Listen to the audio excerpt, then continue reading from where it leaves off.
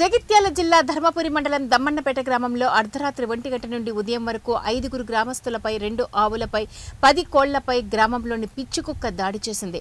ఈ దాడిలో గాయపడిన వారు బండారి నారాయణ, జక్కుల రాధవ్వ, వంతుర్తి ఐలన్న, ఇల్లందుల లింగవ్వ, గంగవ్వ చికిత్స నిమిత్తం జగిత్యాల ప్రభుత్వ ఆసుపత్రికి తరలించారు. గత కొంతకాలంగా వీధి కుక్కలు గ్రామంలో వీరంగం చేస్తున్నా ఏ ఒక్కరూ పట్టించుకోవడం లేదని, అధికారులు ఇప్పటికైనా దృష్టి పెట్టి వీధి కుక్కల బారి నుండి కాపాడాలని, పెద్దలపై దాడి చేసిన కుక్కలు రేపు గ్రామంలో ఉన్న చిన్నారులపై దాడి చేస్తే పరిస్థితి ఏంటని ఆందోళన వ్యక్తం చేస్తున్నారు.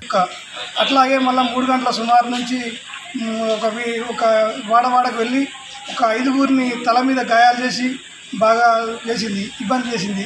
అట్లాగే కోళ్ళు కూడా ఒక 10 గల కోళ్ళను కొరికిందట. ఇంకొక విషయం ఏంటంటే మన గ్రామంలో ఇప్పుడు ఇట్లా అట్లా జరిగింది. చిన్నపిల్లలు ఉంటారు. 1:30కు దుడ్డలను పశువులను కొరికింది. తర్వాత 5గురిని దమ్మన్నపేట గ్రామంలో 5గురిని కరిసింది. పిల్లలు ఉన్నారు, చిన్నపిల్లలు. మా దమ్మన్నపేట గ్రామానికి చర్య తీసుకోవాలని కోరుతున్నాను.